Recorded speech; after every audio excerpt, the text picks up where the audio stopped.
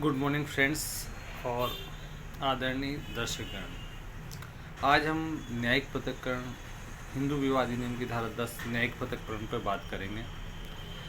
न्यायिक पृथक्करण और डाइवोर्स दोनों एक भिन्न कंसेप्ट है, दोनों पर अपन इसमें समझेंगे। हिंदू विवाह अधिनियम की धारा 10 ये कहती है कि विवाह का कोई भी पक्षकार जो विवाह इस अधिनियम के पूर्व या पश्चात अनुष्ठित किया गया है, धारा 13(1) में विनिर्दिष्ट किसी आधार पर, पत्नी की दशा में उपधारा 2 में विनिर्दिष्ट किसी आधार पर विवाह विच्छेद के लिए अर्जी पेश की जा सकती है और न्यायिक पृथक्करण की डिग्री के लिए अर्जी पेश की जा सकेगी। और न्यायिक पृथक्करण की डिग्री की अर्जी पेश की जाती है कि साहब मुझे ये रीजन है और मुझे इस पक्षकार के साथ, मतलब मेरी पत्नी है, मेरी पति के साथ नहीं रहना है, तो कोर्ट उस रीजन को अगर रीजनेबल मानती है तो उसमें डाइवोर्स की डिग्री, मतलब डाइवोर्स न्यायिक पृथक्करण की डिग्री दी जाती है।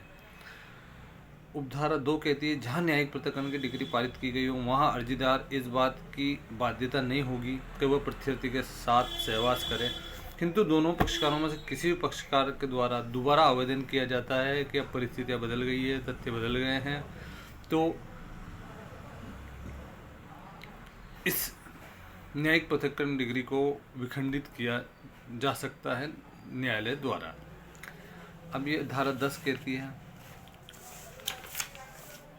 अब धारा 10 में जो किन रीजनों पर न्यायिक पृथक्करण की डिग्री के लिए आवेदन किया जा सकता है, इस बारे में बात करेंगे।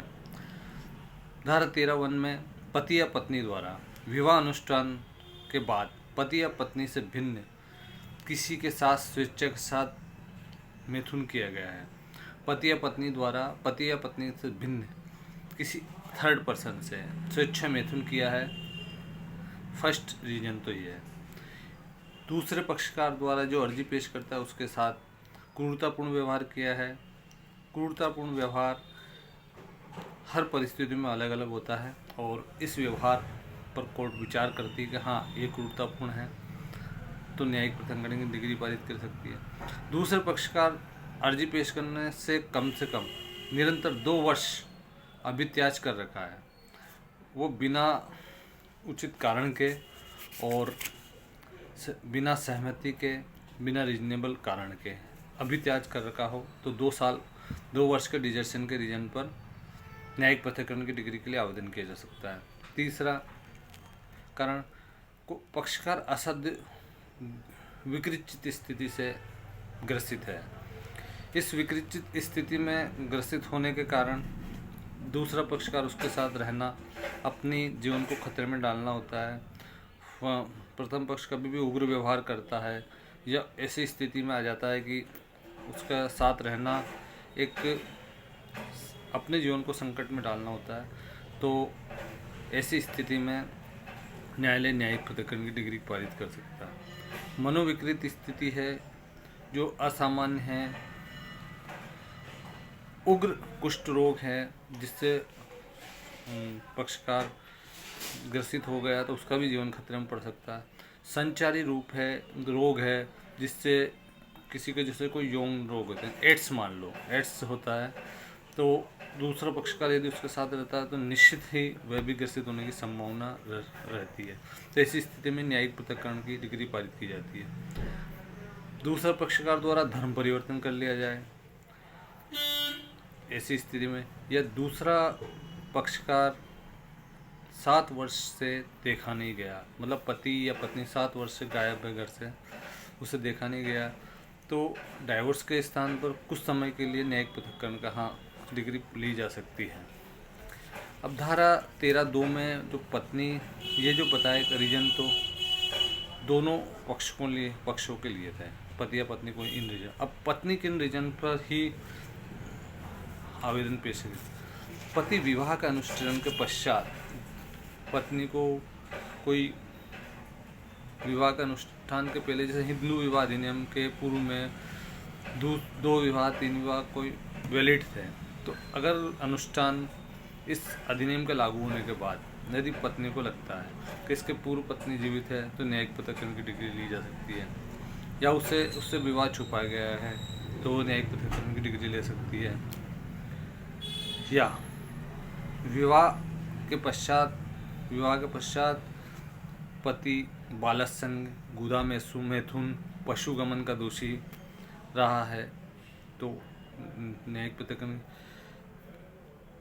तीसरा कारण भरण पोषण, पति जब मेंटेन नहीं कर रहा था तो किन्हीं अधिनियमों के अंतर्गत भरण पोषण का आदेश दिया गया है पति को, और 1 वर्ष तक भरण पोषण की डिग्री पारित किए हो गई हो और पति पत्नी अभी भी साथ नहीं रहे हों, सहवास नहीं हुआ उनके पर भी, तो इस आधार पर न्यायिक पृथक्करण की डिग्री ली जा सकती है।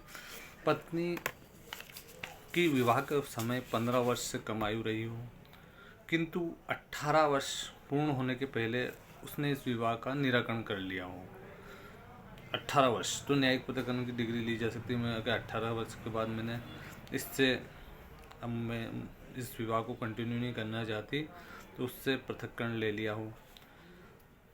धारा 13 के में मामले की परिस्थितियों को देखते हुए, मतलब व्यक्ति प्रार्थना तो डाइवोर्स के लिए की गई है, पर 13 के में न्यायालय यदि देखती है कि मामला ऐसा है जिसमें डाइवोर्स की डिग्री नहीं दी जाएगी, न्यायिक पृथक्करण दिया जाना चाहिए, ताकि बाद में अगर इनका कुछ बैठ जाए, कुछ इनको समझ में आ जाए कि जीवन के बारे में कि भाई इस डाइवोर्स लेना उचित है या नहीं है, तो उस डिग्री को विखंडित किया जा सकता है। और डाइवोर्स की डिग्री को विखंडित नहीं किया जा सकता, तो इसमें डाइवोर्स की डिग्री दी जाने की जगह न्यायिक पृथक्करण की डिग्री दी जाती है। अब अपन बात करेंगे डाइवोर्स और न्यायिक पृथक्करण में अंतर क्या है। डाइवोर्स विवाह को हमेशा के लिए समाप्त कर दे, उसमें पुनः जीवन में एंट्री की कोई संभावना नहीं होती है। पर न्यायिक पृथक्करण में जीवन में पुनः एंट्री की धारा 10(2) में प्रार्थना पत्र आप कोर्ट में दीजिए, उचित कारण पाए जाने पर वो न्यायिक पृथक्करण की डिग्री को विखंडित की जा सकेगी और विवाह को वापस कंटिन्यू किया जा सकेगा। धारा 10 अलग रहने की अनुमति है, पर विवाह उस समय भी बना रहता है, विवाह का अस्तित्व बना रहता है और ऐसी कंडीशन में पुनः विवाह भी नहीं किया जा सकता है। Not the point. अब अपन कुछ न्यायिक दृष्टांतों पर विचार करते हैं। व्यभिचार, सुबर्रा रेड्डी बनाम सरस्वती 1966 का है। व्यभिचार पति या पत्नी कोई करे तो इस ग्राउंड पर न्यायिक पृथक्करण दिया जा सकता है। व्यभिचार शब्द एक आम शब्द है, आप सर्च कीजिए व्यभिचार क्या होता है, उसमें आपको पता लग जाएगा। क्रूरता, मनीषा त्यागी बनाम दीपक कुमार 2010 का केस है ये। इसमें क्रूरता का ग्राउंड लगाया था पति या पत्नी द्वारा, पर सर्वोच्च न्यायालय ने कहा कि क्रूरता साबित नहीं हो पाई, पर फिर भी दोनों पक्षकार साथ नहीं रहना चाहते तो इनको डाइवोर्स की जगह जुडिशियल सेपरेशन दिया जा सकता है। इनको जुडिशियल सेपरेशन दिया गया। एक धर्मांतरण, मदन सीता रमूला बनाम विमला में पत्नी द्वारा ईसाई धर्म में परिवर्तन हो जाने के कारण पत्नी को न्यायिक पृथक्करण दिया गया। बाद में पति द्वारा डाइवोर्स की पिटीशन पेश की गई और उसमें डाइवोर्स दिया गया। कुष्ठ रोग या रजित रोग, मतलब एड्स जैसे, इसमें कुष्ठ रोग जैस्मिन डी पीयूष बनाम स्टीफन धनराज 2017 का केस है, जिसमें लाइलाज बीमारी से ग्रसित होने के कारण न्यायिक पृथक्करण दिया जाना उचित माना। न्यायिक पृथक्करण का और भी ग्राउंड हो सकते हैं, पर उसे न्यायिक कसौटी पर पूरा होना चाहिए। तो फ्रेंड्स, आपको यदि मेरा ये अध्ययन अच्छा लगा हो और आपको इस धारा 10 को समझने में और इससे संबंधित कोई प्रार्थना पत्र को पेश करने के लिए कोर्ट में यदि आपको मदद मिली हो तो मुझे लाइक एंड कमेंट करें और शेयर करें, और अच्छा लगे तो बताएं। Good morning.